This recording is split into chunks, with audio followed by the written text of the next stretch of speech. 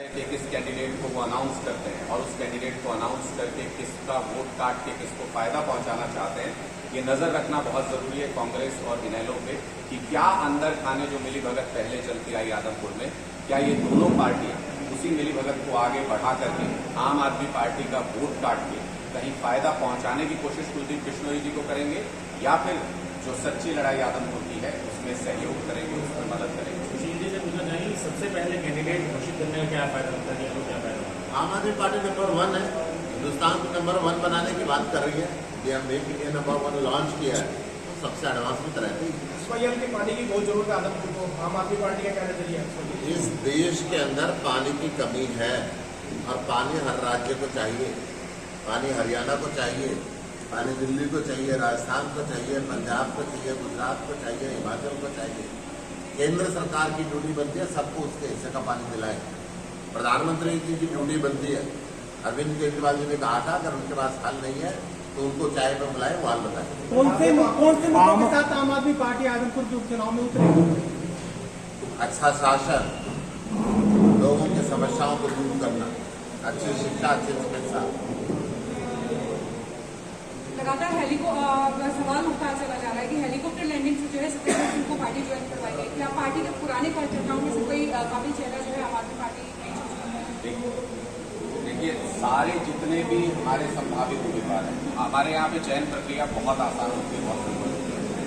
हम जितने भी संभावित उम्मीदवार चुनाव अनाउंस होने से पहले मौजूद थे उन सभी का सर्वे आदमपुर के अंदर हुआ है। और सत्येंद्र सिंह आम आदमी पार्टी के उम्मीदवार नहीं है, सत्येंद्र सिंह आदमपुर के उम्मीदवार हैं। आदमपुर ने उनको चुना है कि इस लड़ाई में जिसमें एक ऐसे अहंकारी व्यक्ति को हराना है जो कॉन्स्टिट्यूएंसी के अंदर कभी आता नहीं, जिसने 24 साल में कोई काम नहीं करवाया, उसके सामने अगर आदमपुर का एक आम व्यक्ति हो तो कौन है जो रिप्रेजेंट कर सकता है आदमपुर को। ये सवाल हमने आदमपुर के लोगों से पूछा था और ये चयन आदमपुर के लोगों ने किया है।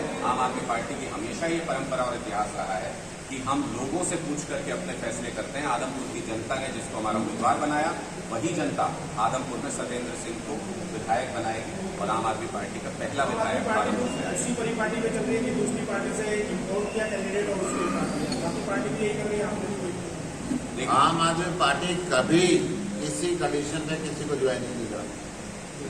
आम आदमी पार्टी सर्वे के बेस पे चलती है और सर्वे के बेस पे आती है। स्कूलों का जो मुद्दा है वो आप लोगों ने सबसे पहले उठाया, तो क्या ये आपको लगता है कि आदमपुर के उपचुनाव में एक बड़ा मुद्दा बनने जा रहा है? देखिए, लड़ाई तो इसी बात की है जो हम कह रहे हैं कि एक ऐसा व्यक्ति जो समस्याओं को जानता नहीं है, जो कॉन्स्टिट्यूएंसी में आता नहीं है, कॉन्स्टिट्यूएंसी के बच्चे को अपना बच्चा नहीं समझता है। वो वैसे तो कहने को कहते हैं कि आदमपुर परिवार है मेरा, लेकिन जो बच्चियां स्कूलों के बाहर बैठी हैं, जो बच्चे अपने लिए टीचर मांग रहे हैं, उनको कभी परिवार माना क्या?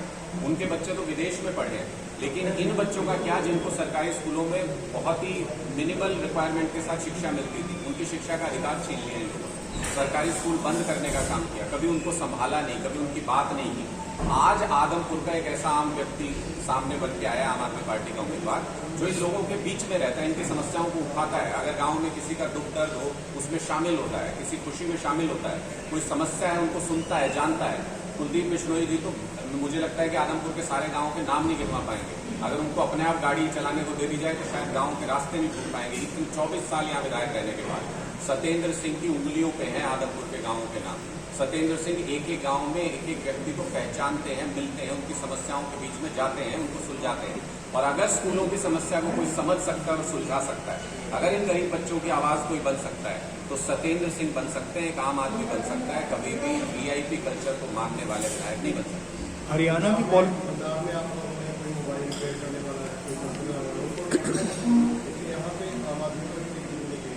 आम आदमी की परिभाषा आप लोगों की नजर में क्या है? आम आदमी वो होता है जो वीआईपी कल्चर का इस्तेमाल नहीं करता है। आम आदमी वो होता है जो अपनी मेहनत की कमाई के साथ अपना गुजारा करता है। वो अमीर भी हो सकता है, वो गरीब भी हो सकता है, वो किसी भी जाति से हो सकता है, वो किसी भी धर्म से हो सकता है। आम आदमी की श्रेणी में वो आते हैं। और खास आदमी की श्रेणी में कौन आते हैं? जो अपने परिवार के नाम पे वोट मांगते हो। खास आदमी की श्रेणी में कौन आते हैं? जो लोगों से मिलना जुलना पसंद नहीं करते हो, वीआईपी कल्चर में रहते हो, जिनके ऊपर 200 करोड़ का इनकम टैक्स का केस चल रहा हो, जो उस केस को सेटल करने के लिए पार्टियां बदलते हो, ऐसे लोग खास आदमी की श्रेणी में आते हैं। आम आदमी की श्रेणी में हर वो व्यक्ति आता है जिसने ईमानदारी के साथ अपना काम करके अपना गुजारा किया, अपना घर बसाया, अपने पैसे कमाए और अपनी मेहनत कर रहा है। तो मुझे लगता है कि सत्येंद्र सिंह आम आदमी की परिभाषा में बिल्कुल फिट बैठते हैं और कुलदीप बिश्नोई वीआईपी की परिभाषा में बिल्कुल fit। अनुराग जी, कांग्रेस पर अशोक तंवर जी अशोक तंवर जी अपनी बात रखते हैं। अशोक जी, आप इस बात करते हैं फ्री का जो नारा है आम आदमी पार्टी का, इससे कितना फायदा देखते हैं?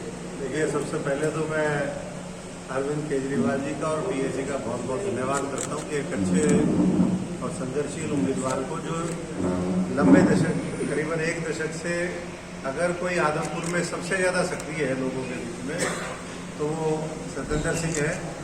और एक साथी अभी बोल रहे थे कि भाई वहाँ से लिया इसके लिए है।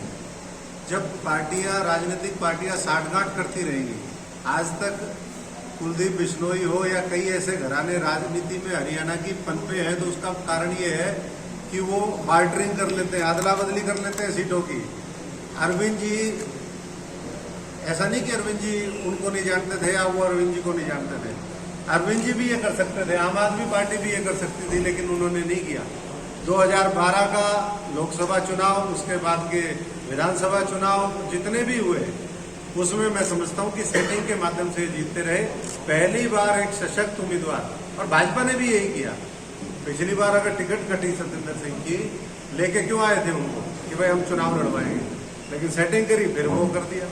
तो मजबूत उम्मीदवार की जरूरत थी और वो आम आदमी पार्टी ने देने का काम किया। जहां तक और जो दूसरे सवाल हैं, मैं समझता हूं कि चाहे वो फ्रीबी का मामला हो, ये किसी को फ्रीबी लग सकती है, लेकिन किसी को ये जीवन उसका बदल सकती है, उसका सशक्तिकरण कर सकती है, उनकी आने वाली जनरेशन का, भावी पीढ़ियों का सुधार कर सकती है। तो आम आदमी पार्टी बेहतर शिक्षा, स्वास्थ्य, रोजगार, इन तमाम उसको लेकर के एक नया मॉडल गवर्नेंस का उन्होंने दिया है, विकास का दिया है, जो पूरे भारतवर्ष ने इसको अडॉप्ट किया है। और धीरे धीरे आप देख रहे हैं, मैं समझता हूँ कि इस चुनाव के बाद आम आदमी पार्टी इस हरियाणा का मजबूत विकल्प और विपक्ष दोनों होगा।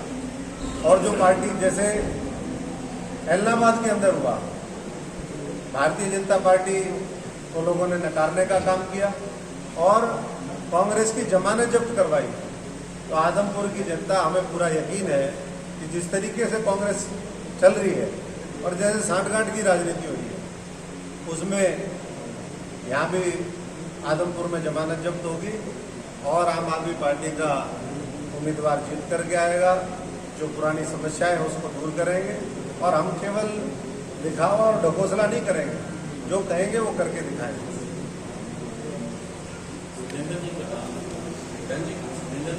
सुशील गुप्ता जी, पूर्व सांसद डॉक्टर अशोक तंवर जी, हमारे राष्ट्रीय सलाहकार श्री अनुराग ढांडा जी और संगठन मंत्री प्रवीण प्रभाकर जी का और समस्त आम आदमियों का मैं कहता हूं, मैं धन्यवाद करता हूं सभी का, क्योंकि जैसा सुना था वैसा ही मैंने पाया। आम आदमी की राय लेकर टिकट का चयन किया जाता है, ऐसा मैंने सुना था और यहाँ पर मैंने देखने में भी यही पाया। तो और सबका धन्यवाद। तो आप भाजपा में तो रहे हैं, कांग्रेस में रहे हैं, आम आदमी पार्टी में है, तो क्या फर्क नजर आ रहा है? क्योंकि मतलब क्या दोनों पार्टियों में कमी थी और जो यहाँ पर क्या हुआ? देखिए, यहाँ पर लोकतंत्र में व्यवस्था की बात है। कुछ मूलभूत सिद्धांत थे हमारे, शिक्षा को लेकर, स्वास्थ्य को लेकर, रोजगार को लेकर, पानी को लेकर, बड़ी छोटी छोटी चीजें हैं परंतु जीवन का अहम हिस्सा है, उनको नकारने का काम किया। आज किस तरीके से स्वास्थ्य का, सेवाओं का बुरा हाल है, आज किस तरीके से शिक्षा का बुरा हाल है, किस तरीके से भारतीय जनता पार्टी बेटी बचाओ बेटी पढ़ाओ का नारा देकर आज आदमपुर विधानसभा के अनेक गांवों में बेटियों को सड़क पे बिठाने का काम किया और हरियाणा प्रदेश को पहला हिंदुस्तान में ऐसा राज्य बनाने का काम किया जहां पर बेटियों के लिए एक भी मिडिल स्कूल नहीं छोड़ा इस सरकार ने। तो आपको क्या लगता है कि आदमपुर में पानी जो है सबसे अहम मुद्दा है, पानी की कमी रहती है, तो SYL का मुद्दा उठ सकता है और SYL के मुद्दे आप क्या जवाब देंगे? देखिए, मैं कहता हूं जी कि जो एक मैनेजमेंट किसको कहते हैं, सरकार किस लिए बनाई जाती है? मैनेजमेंट के लिए। और मैनेजमेंट का पहला उसूल है कि अवेलेबल रिसोर्सेज का बेस्ट मैनेजमेंट जो होगा वो होगा। हरियाणा प्रदेश के पास जो पानी है उस पानी का, अब आदमपुर विधानसभा में देखिए, कुछ गांव ऐसे हैं जो सेम की समस्या से ग्रस्त हैं और कुछ गांव ऐसे जहां पीने का पानी नहीं है। मैं कहता हूं कि मैनेजमेंट में ये सरकार फेल है। मैनेजमेंट को बेहतर बनाने का काम पिछले 8 सालों में होना चाहिए था और 3 सालों से अलग अलग पार्टी के और संगठन के और सरकार के प्लेटफॉर्म पे मैंने ये बात रखने का प्रयास किया कि इस व्यवस्था को ठीक किया जाए, केवल और केवल चंद और चुनिंदा लोगों को लेकर पार्टी और सरकार को ना चलाया जाए। SYL का अधिकार है, क्या भूल जाए? SYL का अधिकार पिछले दिनों हमारे राष्ट्रीय संयोजक अरविंद केजरीवाल जी ने हिसार में प्रेस के माध्यम से और आदमपुर विधानसभा में ये कहा था कि प्रधानमंत्री मुझे 10 मिनट का समय दे, मैं इस समस्या को सुलझाने का काम करूंगा। मैं निवेदन करता हूं फिर से, ये आदमपुर का विधानसभा चुनाव है, लोगों को इस चीज को समझना चाहिए और इसको समझना पड़ेगा कि त्रुटि कहाँ है, नियत और नेक नियति में फर्क कहाँ है। केजरीवाल क्या सुप्रीम कोर्ट से भी ज़्यादा बड़े हो गए हैं, क्योंकि सुप्रीम कोर्ट कह चुके हैं सरकारें ही नहीं कर रही, राज्य सरकार उसके ऊपर कोई कदम नहीं उठा रही है, पंजाब की सरकार जो पेश नहीं हो रही है, सुनवाई नहीं कर रही है। देखिए संयम जी, पंजाब का जो मामला है वो पंजाब देखेगा, हरियाणा का जो मामला है, और सबसे बड़ी बात है आप कह सकते हैं कि सर्वोच्च न्यायालय की आप बात करते हैं, परंतु लोकतंत्र में लोग सबसे मजबूत होते हैं और क्रियान्वयन का जो काम है वो केंद्र सरकार की जिम्मेवारी है।